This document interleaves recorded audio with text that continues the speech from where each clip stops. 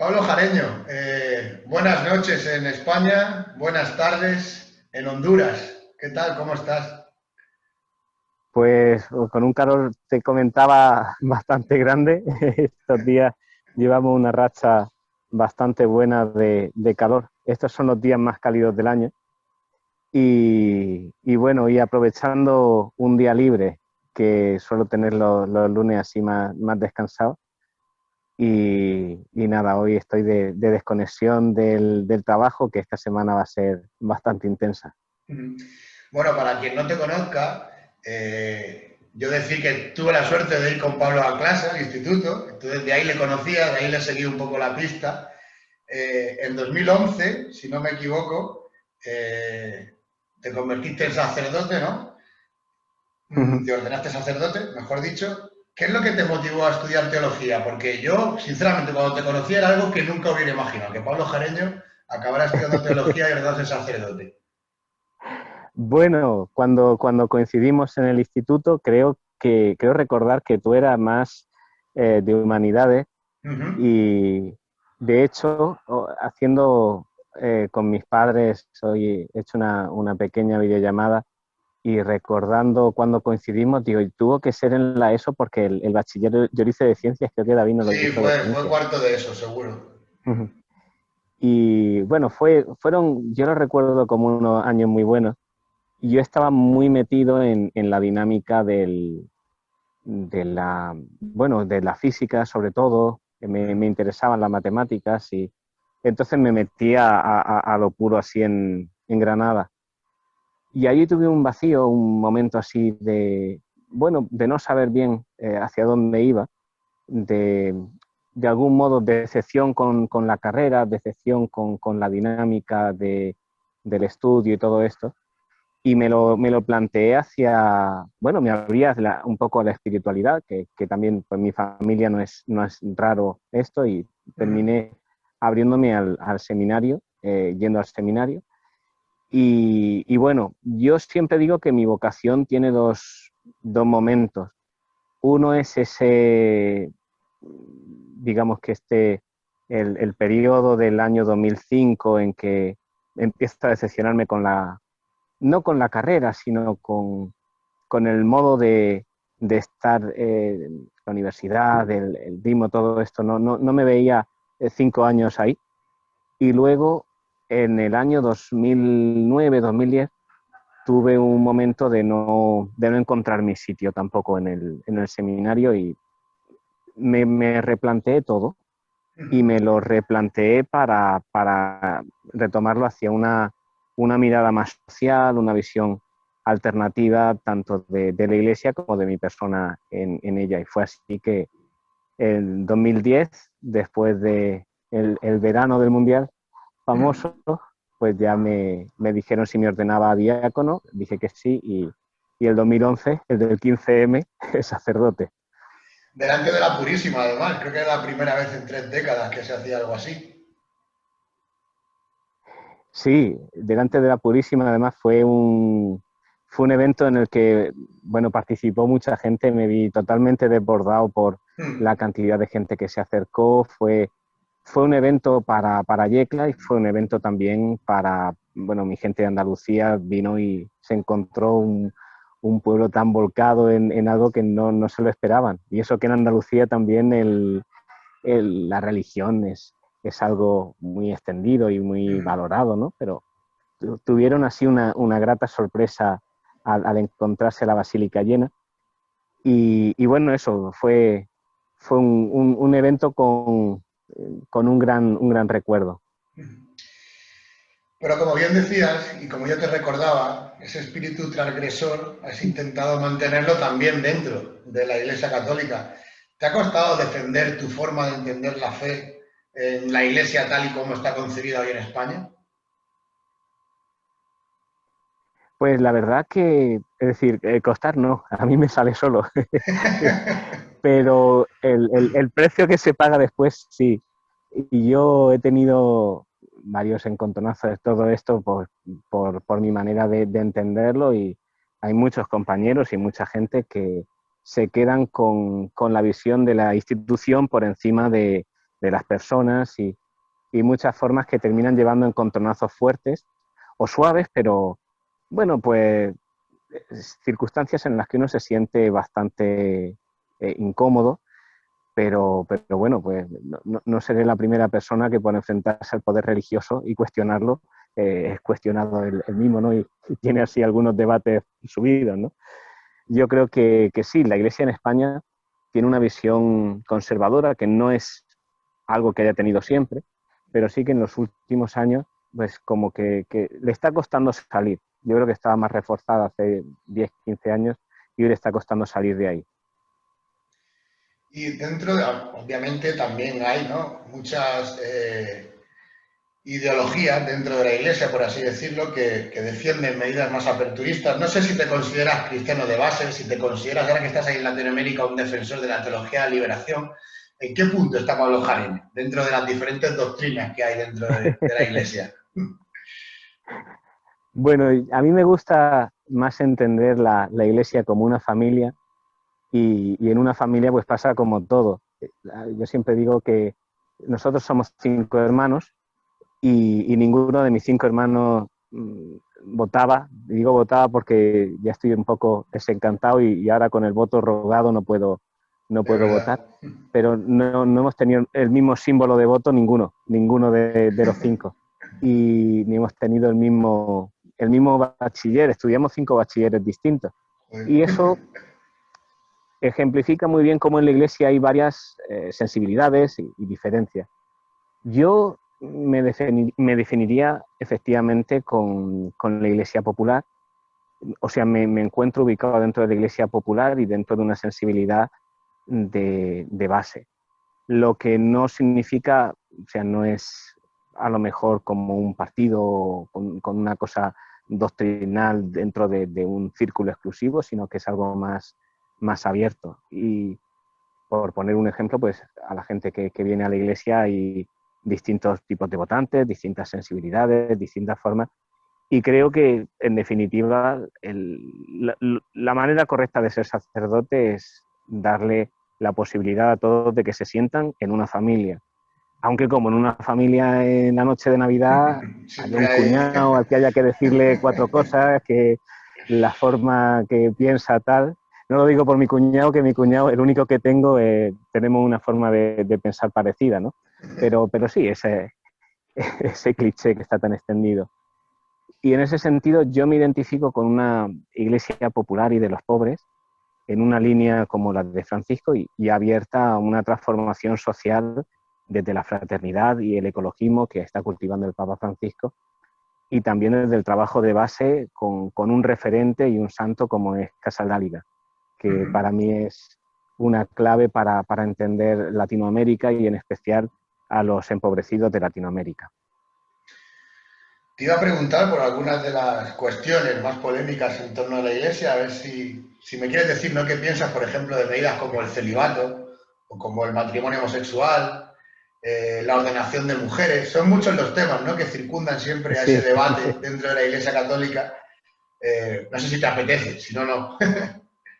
No, bueno, así como nota general por esto, la manera de enfocar todas estas realidades que siempre han estado en el aire desde la modernidad. Digamos que podemos establecer que en la modernidad se da una autoconcepción del mundo basada en el planteamiento más de la razón y menos de dogma. Y hay varias realidades de la Iglesia que se han asumido como normales, pero que no son dogmáticas. Por ejemplo, el sacerdocio de la mujer. Juan Pablo II quiso poner que eso era dogma, que no podían ser las mujeres, y llegó un grupo de cardenales y le dijo, espere, señor Papa, es que para que algo sea dogma, según la definición de la infalibilidad papal, tendría que ratificarlo el pueblo de Dios y la mayoría del pueblo de Dios no considera que eso sea oportuno. Entonces, pues como eso hay varias realidades que están ahí. Y el tema de la homosexualidad, pues es un tema que está ahora también candente porque la doctrina de la fe y un documento que el Papa se negó a firmar y ahora el Papa está buscando una versión, se generan unas tensiones quizá incómodas. Yo creo que Dios a la hora de preguntarnos cómo hemos construido la Iglesia, nos va a preguntar mucho más por qué continuábamos con un sistema como el capitalista que sobreproduce comida y sin embargo la tira mientras gente muere de hambre, que el hecho de cómo le hemos dado la comunión a los homosexuales, hemos bendecido las uniones o no lo hemos hecho, tal. Y en ese sentido, creo que nuestro horizonte debe estar más fijo en otras posturas. Pero siendo eso, creo que si la Iglesia tiene que dialogar con un mundo que piensa de manera diferente, no tiene que condenar todas las cosas diferentes, tiene que entender por qué el mundo no piensa como ella para cristianizar ese mundo, no para expulsarlo para siempre. Como bien decías, según una foto que te leí, hay que tender puentes. Sí. Quien quiera entender, que entienda. Sí, bueno, efectivamente, hay que tender puentes con quien no practica la forma de vida que quizá nos gustaría, pero sí vive en el amor. Y en el caso concreto de esa fotografía, a mí me gustaría encontrar una pareja igual que se quiera prácticamente la mitad de la vida, que continúen en una relación de amor y que, vamos a ver, si Dios es amor, en dos personas que se aman no podemos llamar pecado al amor, creo, en mi punto de vista, ¿no? Pero sí, pues son posturas que cuesta mucho que se entiendan y generan unas tensiones incómodas entre los que pretenden asumir la postura cultural con la doctrinal y no entender que la doctrina está para iluminar la cultura y no para condenarla. ¿Cómo se aprende escuchándote, la verdad? Bueno, volvemos un poco a tu trayectoria, cuando creo que después de que te ordenaron sacerdote, mejor dicho, estuviste en varias iglesias en Lorca, hasta que en 2019 decides dar un giro a tu vida y partir hacia Honduras como misionero. ¿Qué hizo tomar esa decisión, lo primero? ¿Y te sentías fuera de lugar en España? ¿Creías que ibas a poder desempeñar mejor tu forma de entender la religión en un país como Honduras? A ver, pues es un tramo de varios años y ha Sí, sido hombre, bastante, he sido muy bastante corto. grande. Lo he hecho yo muy No, corto, es verdad. estuve 3 años en Lorca, en una iglesia que, bueno, ya ha pasado el tiempo y creo que se puede analizar con tranquilidad y con una sana visión sobre el pasado. Yo no me sentí cómodo en Lorca porque, bueno, era una comunidad parroquial especialmente clasista. La gente que había dentro del el aparato parroquial, digamos, es una gente maravillosa y estupenda, que incluso veían esa dificultad mía de encontrarme con, bueno, algunas cosas que no entendía. Por ejemplo, a mí me cuesta mucho entender que a la viuda de Calvo Sotelo se le dé un lugar de relevancia para hacer un pregón de Semana Santa. Yo creo que sería más oportuno haberlo hecho a gente que esté vinculada a la Semana Santa y no a gente por el título que ostente o por ser viuda de alguien. Y con esas cosas, pues, digamos que la forma de ser de Lorca me costó bastante. En Lorca tuve un episodio que fue el famoso de la camiseta de los desahucios, de recibir Me a acuerdo, Valcárcel ¿verdad? con la camiseta de estos desahucios, y eso pues ya empezó a sembrar ahí que nada, esté incómodo, y me subieron a los campos de las pedanías altas de Lorca, Coy, Avilés, Asterrera, Doña Inés, donde estuve 5 años.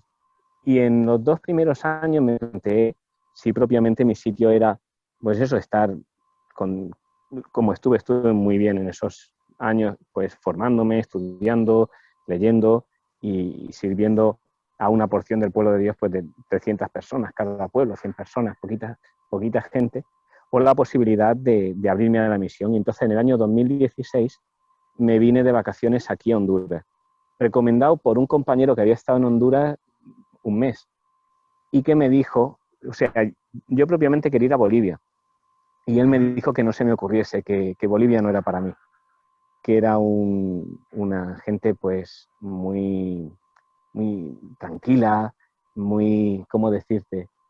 Poco extrovertida, muy dada, y luego me lo comentó un compañero en Bolivia el boliviano, sobre todo los del Alto, que era donde tiene misión la diócesis, son gente muy introvertida, son gente muy pudorosa y a la hora de abrirte la puerta de la casa pues tardan años en considerar esto. Y él me dijo, en cambio en Honduras va mucho con tu forma de ser, es una gente muy festiva, es una gente muy abierta y te van a animar muchísimo. Y efectivamente pues estuve un mes y fue increíble.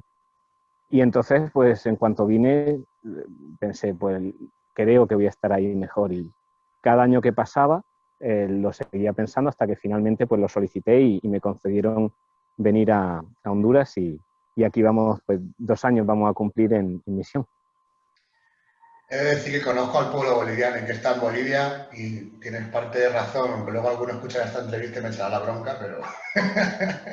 No, pero No, a no, ver, es verdad. yo quiero decir, no quiero decir algo que pueda incomodar. No, obvio que no, obvio que no. Eh, Era broma. yo considero que es cierto que hay pueblos que tienen un espíritu más abierto y hay pueblos que tienen un espíritu más cerrado, más íntimo, podemos decir.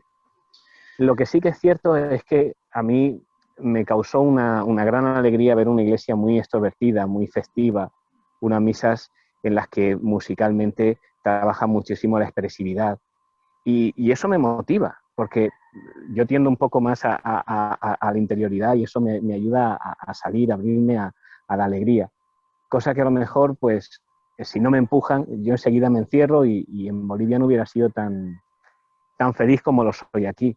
Pero igual te digo que mi compañero que estuvo conmigo un año fue párroco en Bolivia, cuando tuvo que renovar el permiso de 3 meses, viajó a Bolivia y volvía siempre con una alegría inmensa, que él ha sido muy feliz ahí, que es estupendo, o sea que no estoy hablando de oída y desde luego lo que quiero enfatizar es que aquí sí me he encontrado con una gente maravillosa y bueno, que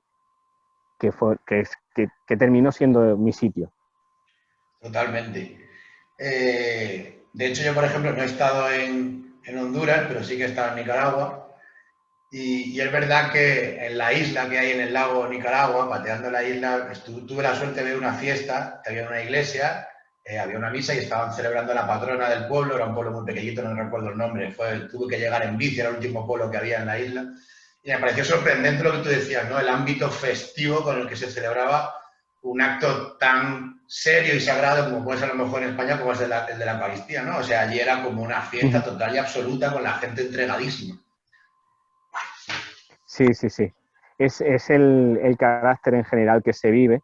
Lastimosamente, pues ahora tenemos la pandemia y Ya. eso ha quitado mucho de expresividad y de emotividad a nuestros gestos, las mascarillas, el no poder tocarnos y todavía hay que recordarlo porque la gente tiende al abrazo, a la caricia, a darse la mano enseguida y tienen esa forma de ser tan humana, tan cercana y también eso tan festiva, porque al final, si decimos la misa es una fiesta muy alegre, se canta en España, pero la misa alegre la he vivido yo aquí.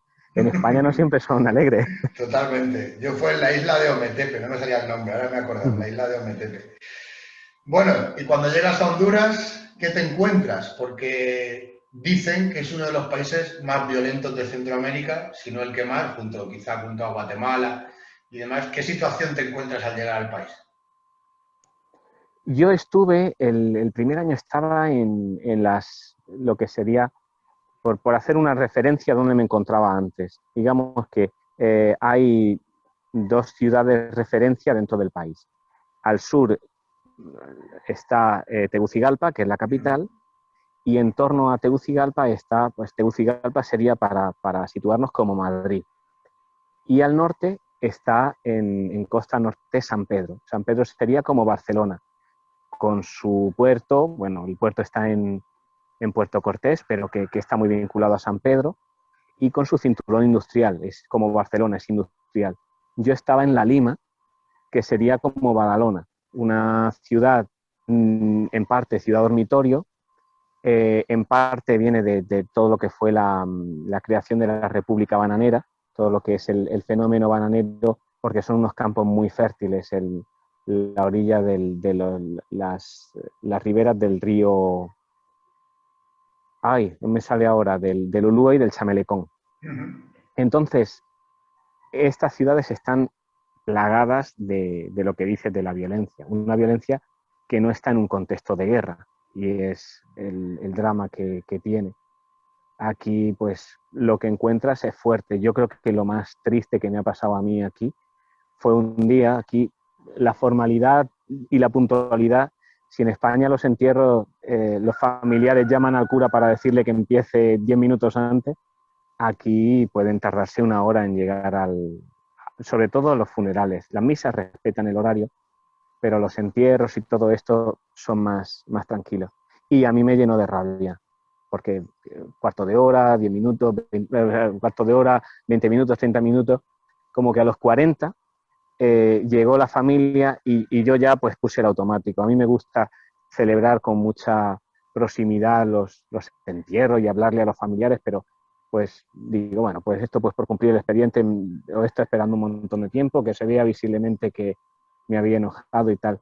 Y cuando abro el ataúd para echar el agua bendita, descubro una persona más joven que yo. Entonces, en ese momento dije, error total, la actitud, luego procuré ser así cercano y dar el pésame y tal, y luego ir a la prensa y descubrir que lo habían matado el día de antes, un joven de 20 años, no se sabe, pero se intuye que ajustes de cuentas entre pandillas y todo esto. Y como ese he tenido unos 12 en tierra.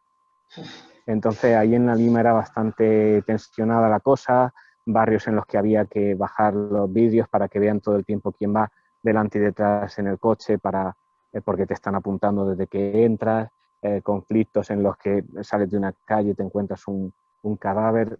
Pues todas estas cosas sí que no son el pan nuestro de cada día, pero por ejemplo te comentaba antes cuando mi compañero se fue a Bolivia a hacer se fue a hacer 10 días en Bolivia para tener el sello del pasaporte y poder estar 3 meses porque no le habían hecho la residencia todavía. Y despertarme un día con un tiroteo, pero a escasos metros de la casa. Son cosas muy frecuentes donde estaba. Esto es la parte más dura de un pueblo que tiene un montón de, digamos, como decía Galeano, un pueblo que vive crucificado la Pascua, vive su fe en la crucifixión. El problema que de las maras es la punta de un iceberg más grande, que es la gran desigualdad, el narcotráfico, los conflictos que hay derivados de una explotación terrible en la que la gente que trabaja es pobre, aunque estén empleados 12 horas, con una corrupción tremenda, porque estos niveles que se dan son gracias a que se está mirando para otro lado de las instituciones. Entonces, si afrontasen todo esto no se daría, pero recibe más dinero si miras para otro lado, ¿no? Claro. Ahora no estoy ahí, ahora estoy en un sitio más rural, estoy en un entorno próximo o sea, sigue siendo costa norte, pero ya más próximo a la Mosquitia, y en un entorno más relajado. Solamente hay maras en las zonas así más pobladas, y aquí esos conflictos pues no se dan, pero aquí sí que se dan pues otras realidades también difíciles. Ahora hablaremos de todas esas porque está viendo vídeos tuyos, intervenciones tuyas y wow, no te estás aburriendo, ¿eh? No, aquí es imposible aburrirse. Pero te quería preguntar a nivel espiritual y a nivel psicológico, ¿cómo se sobrelleva? Ahora quizás estás más tranquilo, pero en esos primeros momentos que llegas a Honduras, ¿cómo sobrellevas esas situaciones? O sea, ¿te dan ganas de volver? ¿Te da miedo? Dices, ¿qué hago aquí? Yo creo que la realidad que te puedo exponer de la parte negativa para entender lo negativo que vivimos Sí, sí. no suple ni eclipsa la parte alegre, la parte en la que uno se siente parte de algo muy grande, que es este pueblo de Dios que que vive en estas dificultades y al que tu presencia y tu cercanía le confortan en medio de esas dificultades tan grandes. Y es por eso que desde el primer momento me he sentido que es mucho más lo que me ata a lo que me podría hacer pues salir corriendo o buscar otro sitio. Y desde ahí es de donde creo que todas las cosas que te plantean como grandes dificultades, por supuesto desde la oración, por supuesto desde la vida interior, desde una relación con Dios, con la espiritualidad profunda, pero también con la gente. Y es que con la gente uno descubre eso, el rostro de Cristo en los necesitados y la necesidad de estar a su lado en los momentos de dificultad. Entonces, la idea de volver nunca la he contemplado. O sea, en todo el tiempo que he estado aquí, no he pensado, qué bien se estaba en España. Sí que te digo, en alguna ocasión se echan de menos, por supuesto, lo leí una vez en un libro así que decía que el exilio español creaba patria siempre desde la comida. Y sí que es verdad que la comida lo he hecho muchísimo de menos, el queso, el vino, el pan, el bar. O sea, la situación El esta de concepto. una cervecilla y tal, aquí no se vive para nada. Pero lo que es decir, ¿cuál es mi sitio es este, incluso en la dificultad, lo ves ahí, este es mi sitio. Y me siento realizado incluso en la dificultad más realizado. Es verdad que en toda Latinoamérica, desde los años 70, 80, han surgido lo que hablaba antes, ¿no? Esa teología de liberación, esa ideología político-religiosa por la cual muchos sacerdotes se han identificado absolutamente con la pobreza del pueblo, en defensa de sus derechos humanos y en contra de esa opresión ejercida por las dictaduras, por los ejércitos, por los oligopolios.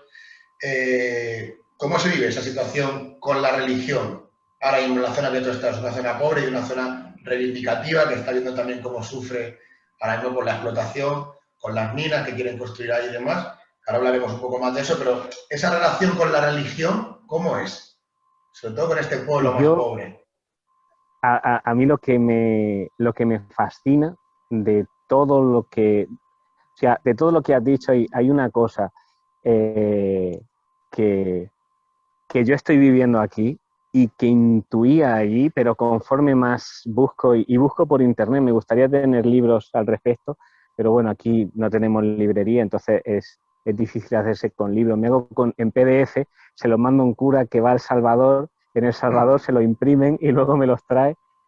Y todavía no he encontrado libros sobre esto, pero sí he encontrado muchos artículos explicándolo, una cosa que, o sea, que es la mayor dificultad que tenemos. La teología de la liberación fue, después de la conferencia de Medellín, algo, una explosión de esperanza para el pueblo y de iglesia esperanzadora para los que se encontraban en los márgenes de lo que iba a ser, después de la Segunda Guerra Mundial, un proceso de imperio colonial sobre toda América, aunque había empezado con Roosevelt, Theodore Roosevelt, cuando el Canal de Panamá, pero que se extiende después. Digamos que la Iglesia es consciente, junto con el Concilio Vaticano II, de desarrollar una visión que ponga a los pobres en el centro, como el Evangelio en las bienaventuranzas, y desde ahí desarrolle ese primer número de Gaudium et Spes, donde las alegrías, las esperanzas, los conflictos y la realidad del pueblo la haces propia, la vives con ellos y les ayudas a superarlo desde esa realidad del reino. Pero lo que te decía es que a partir de Nixon se desarrolla por parte de Estados Unidos una contrarreforma en la que iglesias protestantes van siendo financiadas para venir a América Latina a dinamitar el trabajo de la Iglesia Católica. De modo que hay 2.000 iglesias con 2.000 formas distintas de reivindicarse, pero todas son anticatólicas.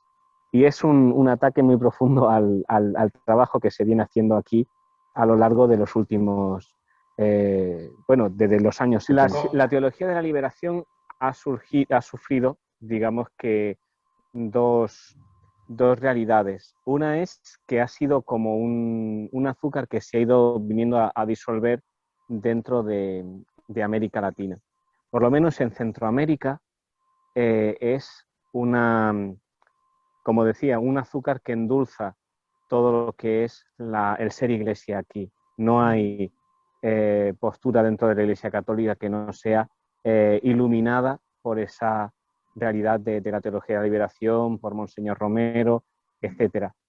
Y luego otra cosa que ha ocurrido con la teología de la liberación, digamos que se ha ido especificando la parte académica en distintas realidades. Entonces ya no se puede hablar de una teología de la liberación, sino de teología indígena, teología negra, la teología popular, que es un poco la línea que sigue el Papa Francisco con las periferias, teología ecológica, que son las dimensiones de teología desde la exclusión.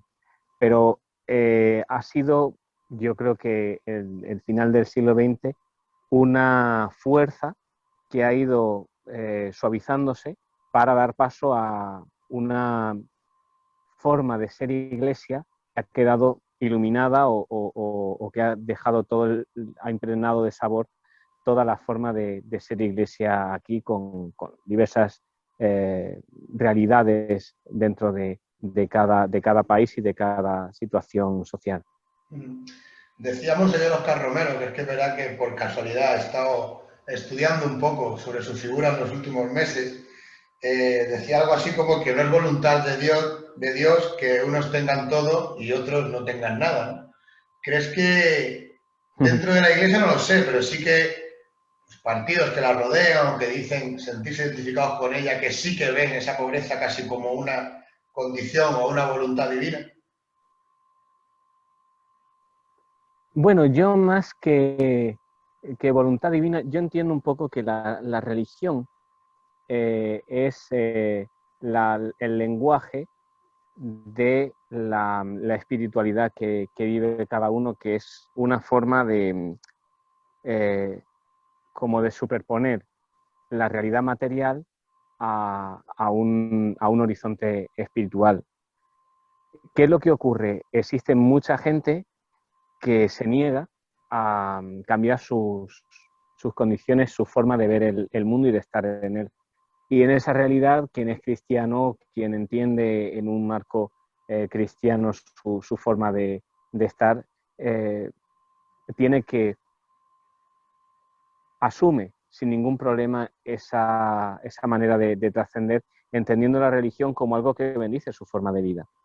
Y no se plantean los pecados que tiene todo el desarrollo económico y social que se ha venido practicando pues, en el empresariado o en la forma de explotación de la naturaleza, que cuando uno va al otro lado y ve cómo vive esa gente, uno es incapaz de mantener eso como algo pues a respetar, porque en el fondo la desigualdad, quien la está causando, no está siendo consciente del daño que hace, pero divinizar eso es tomar el nombre de Dios en vano. En España tenemos un doble problema. Uno de los problemas que tenemos en España es que por la persecución religiosa durante la Guerra Civil, el bando franquista obtuvo de esa forma de ser religiosa que tenía la madre de Franco y que Franco, en esa imitación de su madre, termina asumiendo para elaborar un corpus de todo esto, que la Iglesia bien puede, si él evita esas persecuciones, bendecirle a él. Y la Iglesia bien entiende que si se evitan las persecuciones, pues que no le importa tanto sacar a Franco bajo palio, etcétera. Algunos no estuvieron ahí, como el cardenal, lo he tenido que citar hoy a Vidal y Barraquer, que se opuso a esto y murió en el exilio. Y algunos obispos vascos sí que levantaron la voz por el clero, que por hablar en vasco iba a los campos de concentración, pero en general sí se entendió eso en España como algo normal hasta el Concilio Vaticano II y todo esto.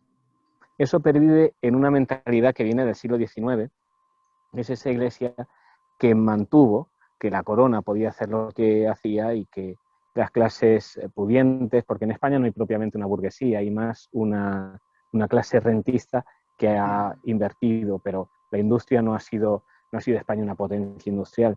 Siempre han entendido que mantener la tradición es mejor que enfrentarse como a Francia a una laicidad en la que el Estado no garantice la religión y todo eso.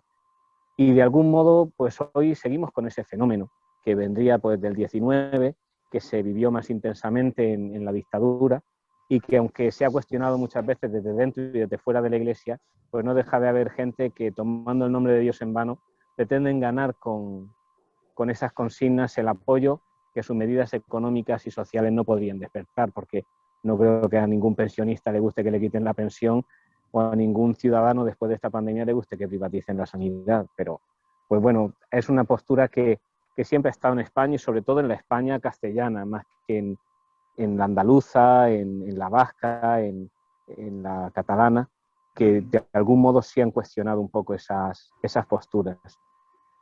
Entonces, ¿tú consideras que la Iglesia, para ser coherente, tiene que ser anticapitalista? Bueno, yo partiría del Evangelio. El Evangelio es netamente antiimperialista. Uh -huh. ¿Por qué es antiimperialista? Porque el imperio es contrario al reinado. El reinado de Dios es algo que Cristo propone como alternativa a lo que se está viviendo dentro del imperio y a todas las injusticias que se causan. El capitalismo es contrario al cristianismo. ¿Por qué? Jesucristo dice ninguno puede servir a dos señores y el capitalismo se basa en la ley del beneficio. Es decir, el beneficio económico por encima de cualquier valor. Hace poco hablaba con el padre de una amiga común que solemos tener desde nuestros puntos de vista distintos y nuestra fe común conversaciones así profundas. Y él me decía pocos días antes, quizá 3 días antes de que me regresara a Honduras, dice, echo de menos que no haya socialdemocracia y no haya democristianismo ahora en el Parlamento, por lo menos que no sea la fuerza de los grandes partidos. Y yo le contestaba, el problema es que el capitalismo ya no los admite, porque los grandes valores que pudieran tener partidos democristianos o partidos socialdemócratas, hoy en día, como lo que prima es el beneficio, está por encima de los ideales intermedios, sea la redistribución o sea los valores de la familia. Y es porque el capitalismo propiamente nunca los ha entendido, nunca los ha aceptado. Y el Evangelio es contrario a esa ley del beneficio. Ahí está la parábola de Lázaro y Epulón, ahí está que más le valdría, o sea, es más fácil que un camello pase por el ojo de una aguja a que un rico entre en el reino de los cielos. Y hablamos de el animal más grande y el agujero más pequeño que conocía Jesús. Si hubiera conocido los elefantes Jesús, habría dicho un elefante, y si hubiera conocido algo más pequeño, pues habría dicho un orificio más pequeño. Porque propiamente hay dos divinidades que son opuestas. El culto al Dios dinero y el culto al Dios de Jesús, que está manifestado en los pobres.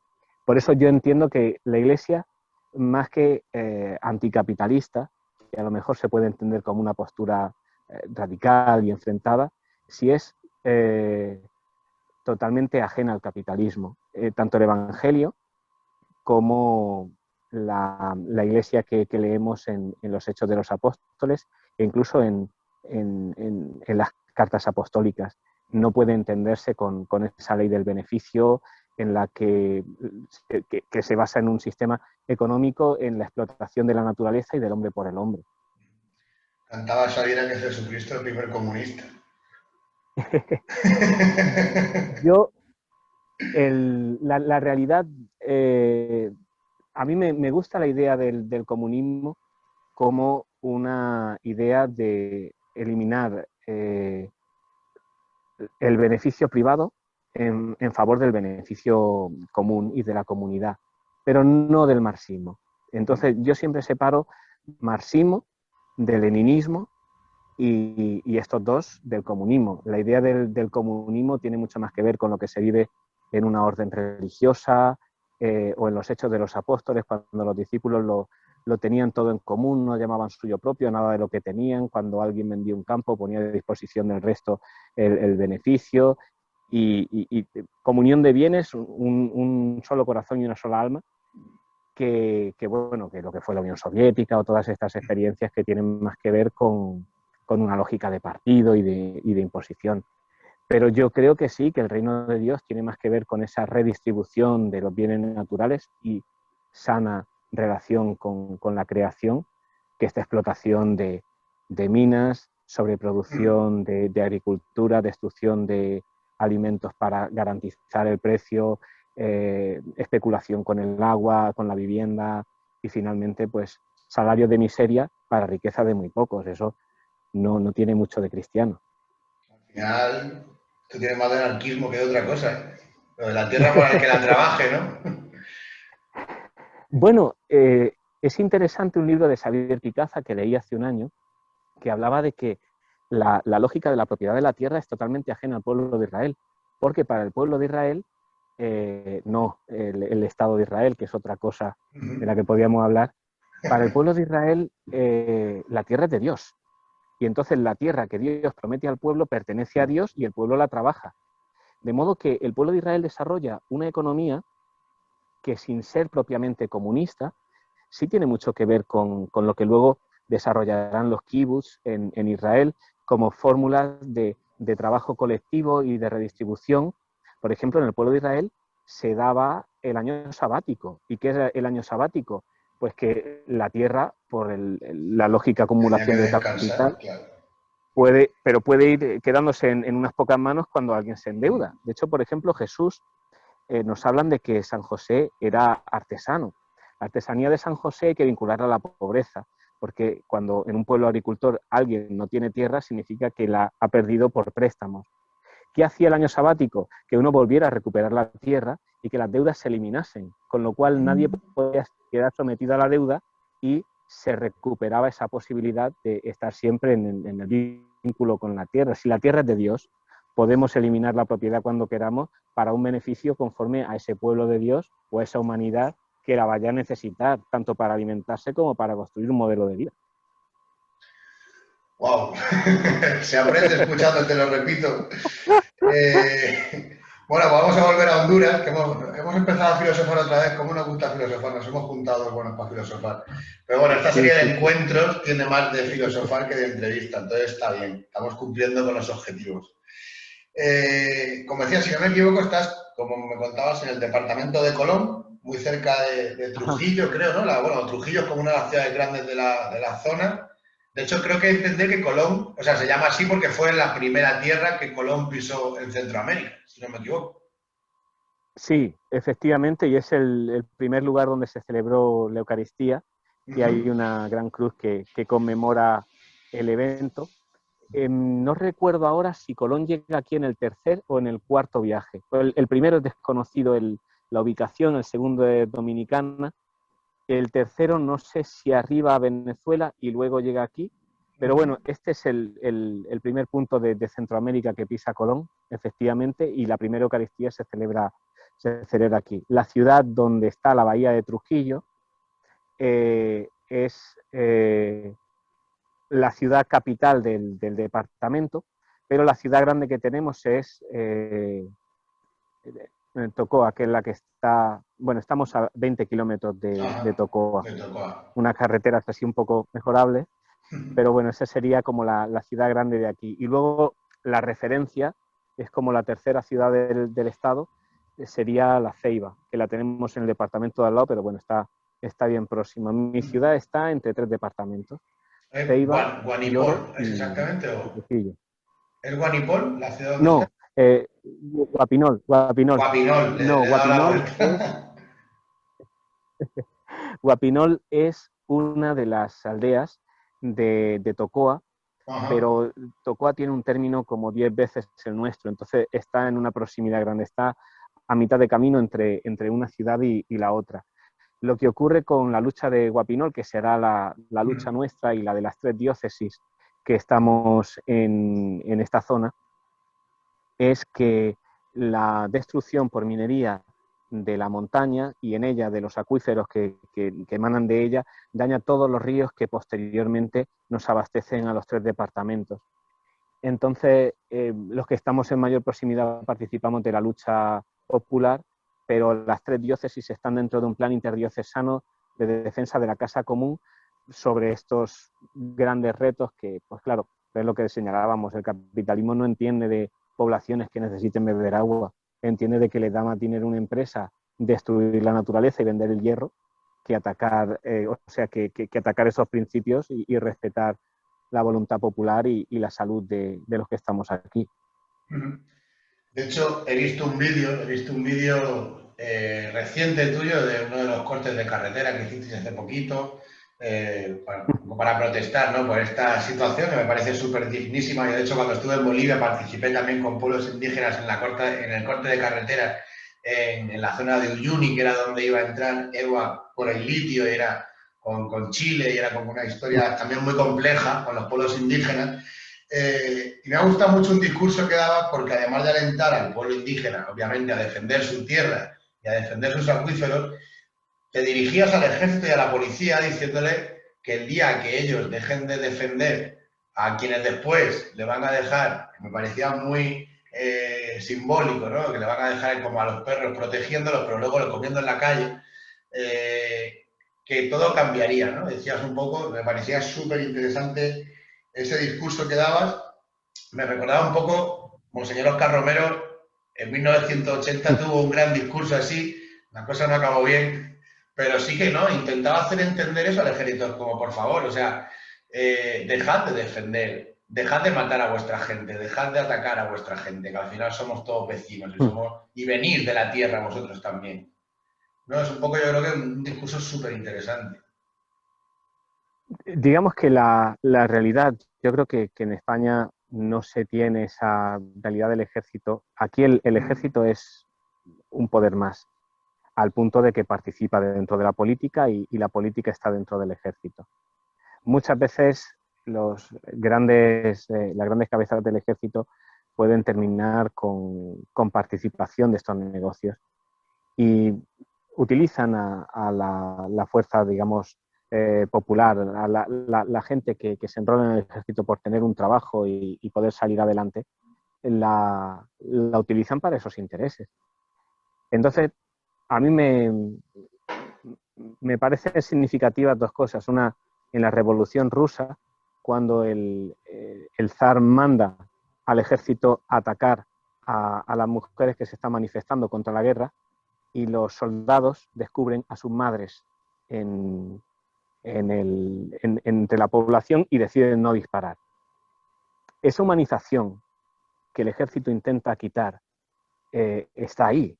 O sea, los militares tienen armas muy grandes, pero son personas. Y hay que hablar a esas personas en un lenguaje en el que entiendan, como lo entiendo yo y como lo entiende la gente que lo está sufriendo, que esto es injusto. Sobre todo porque yo creo en la no violencia. Y ayer se conmemoraba el aniversario de la Revolución de los Claveles. La Revolución de los Claveles es, para mí, un gran referente de cómo, sin dar un tiro, se puede cambiar a un sistema más justo y más democrático. Y en una situación como la que enfrentamos, plagada de violencia, cuando se llama a la humanidad de los que están empuñando las armas, es posible que no las utilicen y que dejen de ocasionar el miedo y el pánico con eso a la gente inocente. Y es un poco a lo que yo aspiro.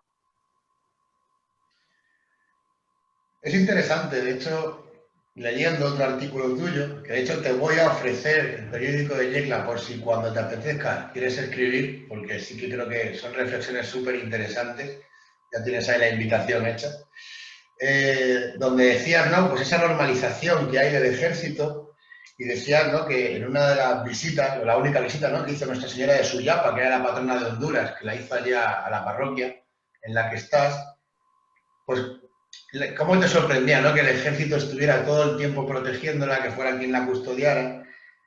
No sé, cuesta mucho adaptarse a un país tan militarizado, con tanta presencia del ejército. Que es verdad que después luego en España también, en Semana Santa y demás, el ejército también se encarga de custodiar a las imágenes, pero bueno, es otro debate. Pero ahí obviamente el ejército está en la calle, está como mucho más presente. ¿Te sorprendió al principio? ¿Cómo sobrellevaste esa situación? Es curioso, bueno, lo primero que te quiero decir al respecto de la oferta. Los artículos que han leído míos tienen un año de no tocar ese blog. Desde que llegó la pandemia se me acabó la inspiración para escribir o las ganas, no sé. Y estoy un poco apagadillo. Entonces, bueno, sería oportuno hacer en alguna ocasión algún escrito, pero Libertad ahora total, no hay ningún tipo de obligación, ¿eh? Cuando te bueno, venga la también lo digo inspiración. porque la carne es débil y muchas veces pues, me cuesta escribir. Sí, me ha costado mucho ver tanta arma. Además, eh, hay exhibición del arma. De algún modo se quiere apelar a ese terror y hay policía militar haciendo controles cada tantos kilómetros, hay una gran, pues eso, exhibición militar en todo y llama la atención muchísimo, muchísimo esa normalización que hay de las armas y de esta situación. Pero siendo así, también es cierto que el pueblo no lo ve con conflictos. Los conflictos los tenemos los que venimos de una situación en la que no es habitual. Por poner un ejemplo, en España le resulta a los británicos y a la gente que viene de Irlanda muy raro ver a policía armada en situaciones de civiles, pues en situación tranquila. ¿Por qué la policía va para patrullar una calle tranquila en la que lo único que tiene que hacer es indicarle a alguien despistado por qué calle ir y tal, y lleva armas a la vista y tal? En Irlanda no ocurre y tampoco ocurre en Inglaterra, ¿no? Y entonces nos señalaban, no, lo normal es que las armas los tengan los malos, nos decían en Irlanda. Yo creo que aquí ocurre lo mismo. ¿Por qué tienen que ir así? Bueno, creo que hay que replantearse muchas cosas de cómo por cierta forma de entrar el imperio a proteger los intereses de ciertas empresas ha ido exigiendo la compra de armamento, la exhibición de armamento para evitar cualquier tipo de revuelta o de guerrilla o de conflicto, en el cual la gente lo ha normalizado incluso cuando ya no existe ese peligro. Y se ha quedado de forma normal un gran negocio de armas en el que la gente normaliza esto con grandes episodios muy tristes como armas que se disparan en casa, problemas que se ajustan yendo la gente borracha así. Claro, hay que replantear muchas cosas, pero como no hay una educación detrás, el reto ahora mismo es educar. Plantear estas cosas sin trabajar antes el terreno puede llevar a que la gente lo tome como ofensa o como conflicto. Creo que el problema es más grande y es el modelo de Estado que se ha ido proponiendo y la alternativa que tenemos que crear frente a un Estado militarizado. Creo que se nos vuelve a parar. ¡Qué pena! No, No, no, pero no, vuelves, has yo vuelto, has vuelto, has vuelto. Bueno, ya vamos a ir terminando, porque si no, pero es que es verdad que hay tanto de lo que me gustaría hablar contigo, porque claro, al problema de ese ataque a los recursos, de ese problema de la tierra que me comentabas, hay que sumar, aparte del problema del coronavirus, que a lo mejor ahí os puede parecer casi el menor de vuestros problemas, que intuyo que obviamente no lo es tampoco, también se suma, por ejemplo, el problema de los huracanes. Claro, estáis en una zona muy propicia, ¿no?, a que haya huracanes y fuertes tormentas. Creo que tuvisteis uno hace poco, en noviembre, si no me equivoco, uno o dos. Tuvimos dos, Dos. tuvimos el huracán ETA y cuando nos repusimos del impacto, que fue una semana, tuvimos una semana de calma y bueno, pues de estabilidad y de calma que se enseguida partió y que venía otro. En medio hubo un huracán cerca de Canarias, entonces después van por letras griegas, primero fue ETA, luego va Theta, luego Iota. Entonces tuvimos ETA y Iota. Y el otro huracán se quedó por ahí, por África. El problema que se da aquí, o sea, vivimos en un microclima dentro de la realidad mundial muy, muy delicado, con un montón de biodiversidad, con una maravilla de clima estupendo, que por el cambio climático están empezando procesos de destrucción medioambiental que se ven en este cambio de clima, de que nadie recordaba dos huracanes seguidos en un mismo año, pero tampoco la subida de los niveles del mar que se están evidenciando, el daño que se está haciendo a las especies. Se está viendo desde Tegucigalpa hasta Chiapas un corredor seco en el que no llueve casi nunca, y esta que es una tierra llena de agua y de vida está empezando a desertizarse en algunas zonas. Digamos que estamos iniciando un proceso climático terrible y que parte, sin que sea lo principal, parte de las migraciones que están yendo a Estados Unidos vienen por este conflicto climático, porque la gente, si ya no le está produciendo la tierra y tiene la que tiene, busca una alternativa de vida que está en otro país y no aquí. Y eso se está produciendo con excesiva frecuencia. Es un verdadero drama ver comunidades en las que cuando llegué estaba llena de iglesias y hoy en día faltan la mitad. Y uno se extraña, ¿cómo ha perdido la fe la mitad de la comunidad? No ha perdido la fe la mitad de la comunidad, es que se han ido a Estados Unidos Genial, y Estados se van Unidos. del orden de 80, de 90 familias con una facilidad terrible en esa comunidad en concreto que estoy pensando, pero que es una cosa recurrente. El otro día tuve una formación sobre los jóvenes, o sea, sobre los jóvenes, no, para los jóvenes, sobre los medios de comunicación, precisamente, hablándoles de los conflictos de los medios de comunicación, de que busquen información veraz y tal. Y bueno, y surgió que ellos me hablasen de cómo se encontraban. Y todos me decían que están entre migrar como sueño y migrar como última posibilidad. Unos porque no ven futuro y otros porque dicen, si consigo aquí un modo de vida que me espera tener dos trabajos para ser pobre, pues prefiero irme a Estados Unidos a ser la mano de obra más barata de todas, pero por lo menos estar en un país donde quizás alguien consiga dentro de mi familia llegar a un nivel de vida mucho mejor que aquí, ¿no? Y esa posibilidad está latiendo. Hay muchos conflictos, pero que son los conflictos del mundo, porque esto es un mar de problemas que hay dentro de un mundo en el cual la degradación ambiental está dañando nuestros propios medios de vida, como señaló el Papa Francisco en Laudato Si. Y bueno, pues como especie humana tenemos que reaccionar antes de que sea demasiado tarde. No hemos hablado de Juan Orlando Hernández. No sé si te apetece hablar un poco del papel que juega el gobierno en toda la situación hondureña. Bueno, curiosamente ayer veía unos vídeos de un YouTube así especialmente liberal y capitalista que lo criticaba. Y cuando me metí, porque hablaban de fraude y de golpe, de repente me hablan de Juan Orlando. Y bueno, el conflicto aquí es un golpe de Estado que se dio en 2009. Ese golpe de Estado hizo que un presidente tuviera que salir llevado por el ejército a Costa Rica y que tuviera imposibilitada la realidad de entrar y retirado su posibilidad de acceder al país. Fue un poco parecido a lo de Evo Morales, pero con la cosa de que él habría una solicitud para ser reelegido. Entonces se instala un gobierno militar que cuando sale, el gobierno lo toma el Partido Nacional, que es el que viene gobernando hasta ahora. ¿Qué ocurre? Que el último presidente, el que tenemos ahora, el mandato constitucional terminaba en 4 años y dijo que eso no, estaba mal, porque si la Constitución dice que solamente puede gobernar 4 años y que él es igual que todos los hondureños, pues si todos los hondureños son iguales y otros hondureños se pueden presentar, él se puede presentar. Vamos, declaró inconstitucional la Constitución y se presentó.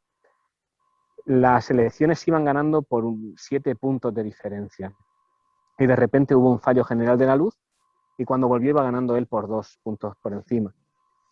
Y desde entonces el país es un auténtico caos porque a nivel médico con la pandemia ha desaparecido un dinero que decían que iba a hospitales, a nivel de educación se están perdiendo el dinero que se da a la escuela pública que cada vez está más degradada. En eso nosotros estamos creando la escuela popular como Te quería refuerzo para los preguntar niños ahora pequeños. sobre ella, Ah, en bueno, Lomitas, ¿no? Habéis empezado ahí un proyecto. sí, esta semana vamos a empezar 3 más Bien. en 3 aldeas diferentes y nos está costando un poco, pero bueno, vamos por este camino de suplir las carencias que tiene el sistema educativo y que no quiere cubrir con un voluntariado que conciencia sobre la necesidad de que haya un pueblo formado, que supere el analfabetismo y que sea capaz de valerse en lugar de estar a merced de un gobierno que no le da los recursos a los que tienen derecho. Y bueno, por concluir con lo de Sí. Juan Orlando, ha habido ahora elecciones internas, pero ha participado menos de la mitad del país. En la Central Nacional Electoral perdió los discos duros de la elección y hay mesas en las que hay se han triplicado y cuadruplicado en los votos en el censo. Entonces, no hay garantía de que estas elecciones sean medio válidas, pero han servido de purga para los candidatos así más aperturistas y la renovación del Estado. Y se han quedado 3 candidatos del oficialismo, tanto en el Partido Nacional como en la oposición liberal y libre. Entonces, parece ser que el pueblo está en contra y se está gestando un poder popular que busca una alternativa. Pero también estamos un poco a merced de cómo reaccionarán todos los agentes. De momento, pues está claro que necesitamos una constituyente y un cambio, pero no sabemos hacia dónde nos dirigirá este año, como le llaman aquí, este año político. ¿Cómo corrompe el poder? La verdad. Estuve, bueno, te aconsejo. Ahora eres tú el anarquista. Pero es verdad, estuve leyendo en mi viaje a Nicaragua, recuerdo toda la travesía desde San Juan hasta León, y estuve leyendo un libro que si no lo has leído te lo aconsejo gratamente, aunque intuyo que a lo mejor sí lo has leído, que es el de La Revolución Perdida, de Ernesto Cardenal, que escribe más con nostalgia y con pesimismo, ¿no? Hablando de cómo esa gran revolución sandinista, que parecía que iba por fin a darle al pueblo esa libertad y esa cultura y esa sabiduría que necesitaba, que se le estaba privando, como al final la tortilla acaba dándose la vuelta y los Ortega, en este caso Daniel y Humberto, acaban de nuevo, ¿no? Construyendo una especie de dictadura en la cual pues el pueblo perdió, como siempre, ¿no? Y como él dejó el poder y cómo se apartó de la política, se recluyó en la Granada nicaragüense y desde allí, pues, aparte de poesía, escribió este libro que me parece una obra de arte muy necesaria, ¿no? Sobre todo por cómo arrancó esa revolución, lo esperanzadora que fue, sobre todo para los pueblos de la selva, para los pueblos que estaban más abandonados, más perdidos. Y creo que es eso, ¿no? Creo que ese es el camino, pero qué pena que al final, y esto ya como reflexión, que el poder casi siempre acaba corrompiendo. Y es una pena. Y más en esos países donde parece ser que, pues como que hay más pie porque la igualdad de oportunidades es mucho más difícil, ¿no? Entonces, como que si cuando tienes un poquito de poder y encima tienes el dinero en tu mano, ¿cómo cuesta, ¿no? El repartirlo o el hacer las cosas bien, como reflexión. Sí, yo siento que esa corrupción está ahí y que la alternativa se llama democracia, pero no esta democracia de elegir, como decía Galeano, la reunión de las gallinas. Yo esa parábola la cuento muchas veces con la gente, ¿no? Reunir a todas las aves del corral y decirle, bueno, les he reunido aquí para decirle con qué salsa van a ser cocinadas. Y una gallina dice, es que no queremos ser cocinadas. Dice, pero eso ya está fuera de su elección, solamente pueden elegir la salsa. Pues eso es un poco los modelos de democracia que tenemos. Y yo creo que no es efectivamente el poder, como la riqueza, hay que repartirlos porque cuando se quedan en una sola mano se corrompen a quien los tiene. Y en ese sentido es bueno una verdadera democracia que respete también a la gente que está más en las orillas, porque yo hablo aquí de la realidad hondureña y es muy difícil, pero cuando pienso en la realidad de los mezquitos, en la Mosquitia, de los pech, de los garífunas, que son los afrodescendientes que tenemos en las zonas más depauperadas de la costa, pues uno dice, claro, sí, es genial todo lo que podemos plantear, pero hay que contar con ellos también, hay que contar con los excluidos, con los más excluidos de los excluidos. Si mejoramos las condiciones solamente de la gente como nosotros y ellos se quedan al margen, todavía no hemos entendido la necesidad de esa igualdad de oportunidades y de vidas para que la felicidad sea algo al alcance de todos. Y eso que no hemos hablado ni siquiera todavía de Berta Cáceres, con todo lo que hemos hablado, y no hemos hablado de esa gran líder, ¿no?, indigenista, lenca, si no recuerdo mal, que asesinaron en 2016. ¿Qué supone Berta Cáceres para el pueblo hondureño? Yo creo que Berta Cáceres, hay que ver dos realidades de Berta Cáceres. Berta Cáceres es, por un lado, un discurso al pueblo que le hace ver que frente a la injusticia hay que rebelarse y que ella se va a rebelar con todo. Porque cuando uno está ante la injusticia no puede permanecer pasivo. El pueblo hondureño es un pueblo, frente a Nicaragua, El Salvador y Guatemala, es el único que no ha tenido revolución en los años 80-90, y es un pueblo al que precisamente esa circunstancia le ha llevado a no tener un contrapoder popular que frene un poco las ansias del capitalismo, y por eso ahora Honduras es el país más pobre de Latinoamérica.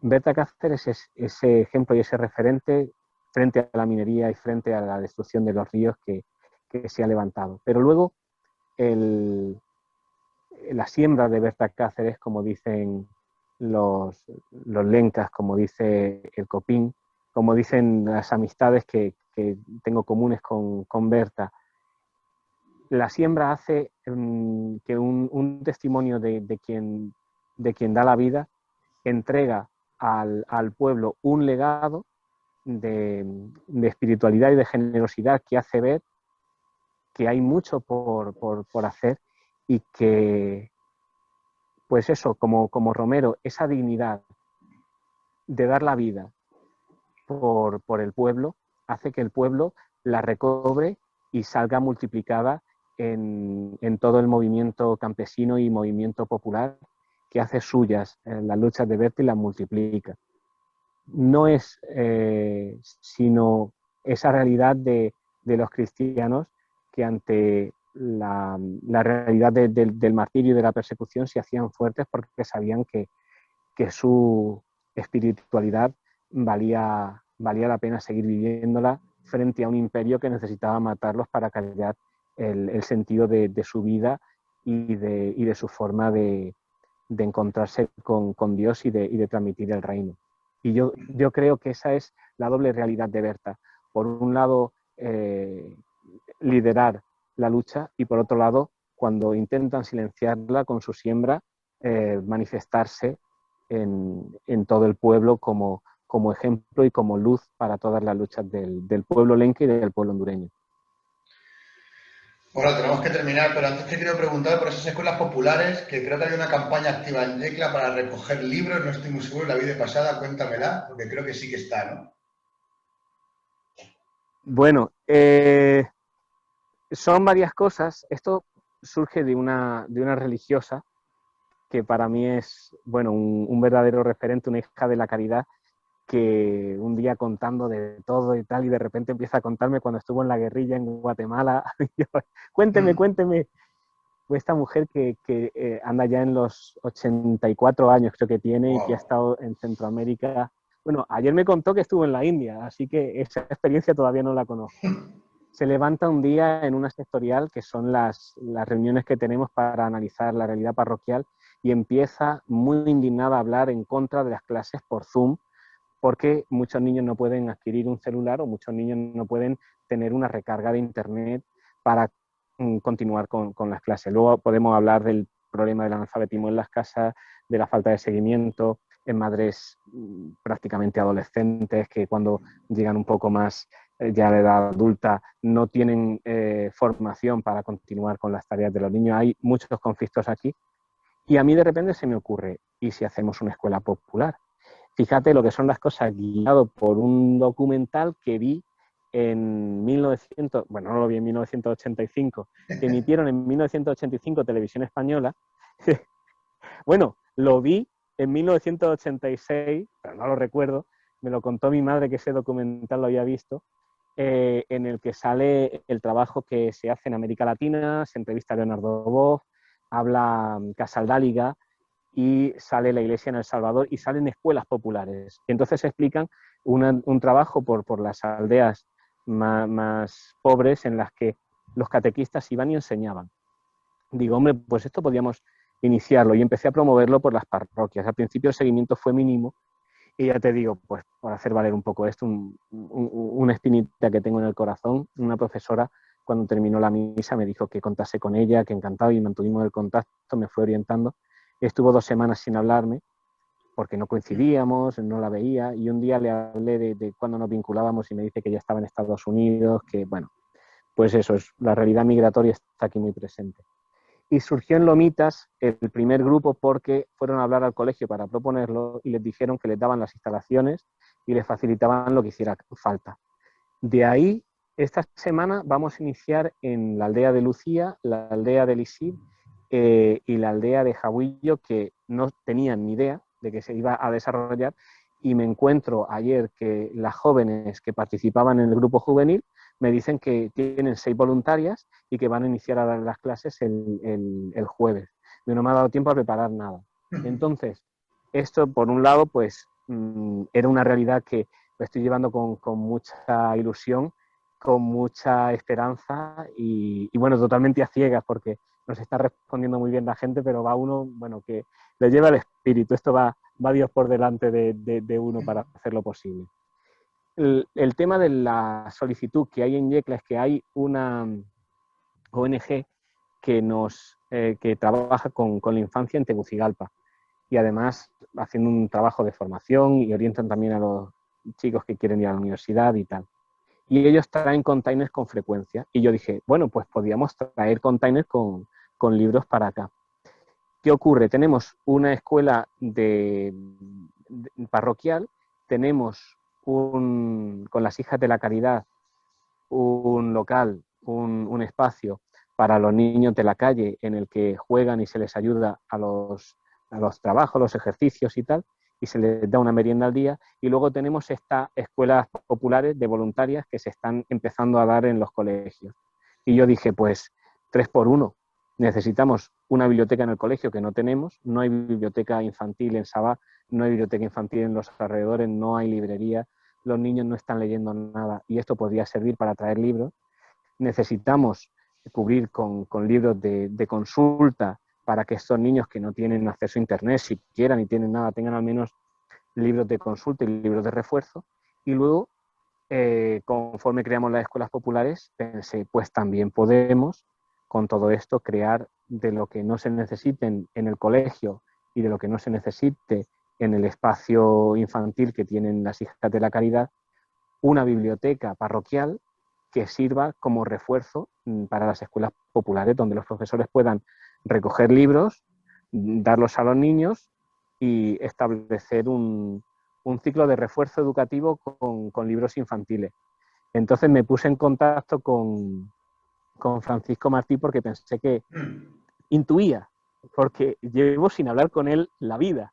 Nuestro Intuía profe que de la idea le religión, gustaría y intuyo, le ¿no? gustó.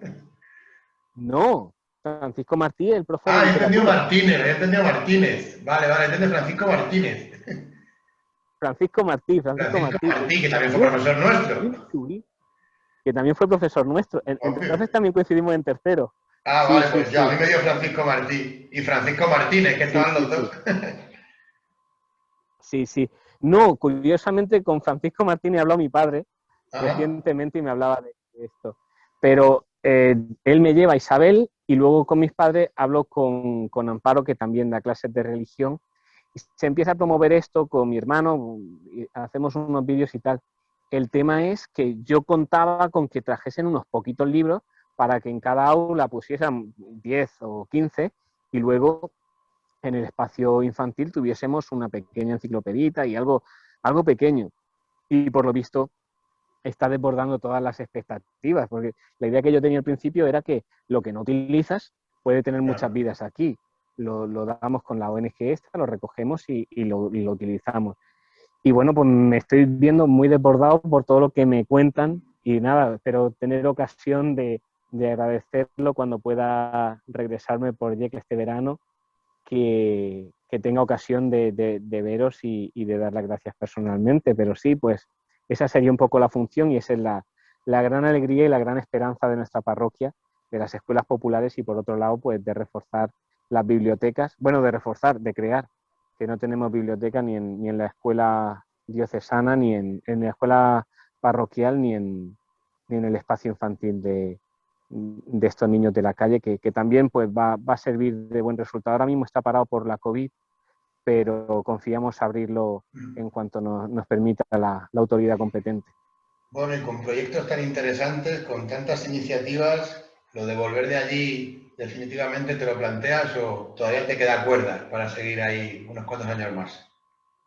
Yo la verdad que siento que esta es mi iglesia y que yo soy cura para esta iglesia. Son dos cosas oportunas.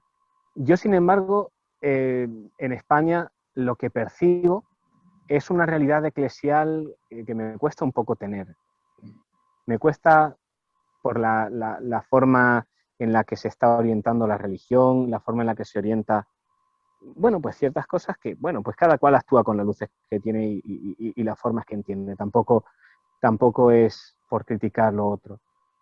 Creo que la iglesia es tan amplia que cada cual puede encontrar su sitio en ella y dentro de ella realizar la labor que considere en conciencia y en la construcción del reino.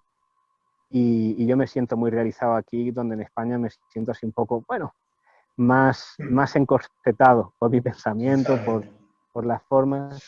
Entonces creo que me queda cuerda aquí, que me quedaré un buen tiempo, siempre que me lo permitan, y que de momento pues no tengo más planteamiento que la vuelta, como te decía, pues para tomar unas cervecillas con los amigos, darle un abrazo a mi abuela, que cada vez que contacto con ella me dice que tiene muchas ganas de que vaya a Granada, de darme un abrazo y me manda atardeceres de la Vega de Granada, con los amigos, con mis padres, con mis hermanos, que les encanta que cuando voy para allá pues estar conmigo y eso pues con gran alegría porque tengo muchos lazos y mucha gente a la que quiero, a la que aprecio y que el cariño es mutuo. Pero como ministro de Jesús y como trabajador en la obra del reino, me siento aquí muy bien y espero poder continuar mucho tiempo aquí en el servicio de esta iglesia latinoamericana. Pues nada, Pablo, decía Zapata que a él le perseguían por el delito de querer que comieran los que siempre han pasado hambre. Yo solo espero que a ti no te persigan, pero sí que espero que ayudes a esa gente al menos a reivindicar su derecho a comer, que es algo que parece ser que se olvida de vez en cuando. Desde luego, sí. Hay mucho por hacer, pero como decía el subcomandante Marcos, nuestra lucha es por algo Terminamos por justo todo lo alto. y por tanto no nos pueden parar a la hora de trabajar en ello. Nuestro horizonte es tan necesario que no tiene sentido detenerse ante las dificultades del camino. Y en ese camino estamos y, bueno, un placer contactar para retransmitirlo y para que, pues también apelar un poco a los que vean este vídeo, que con la oración y con el cariño, pues nos ayuden a perseverar en esta labor que es dura, pero sobre todo es gratificante y es, como decía, citando al subcomandante Marcos, es bien justa. Pues Pablo, un placer escucharte. De verdad he aprendido un montón, he disfrutado muchísimo y habrá más encuentros contigo, seguro, porque tienes mucho que contar y seguro que a la gente le interesa mucho seguir escuchándote.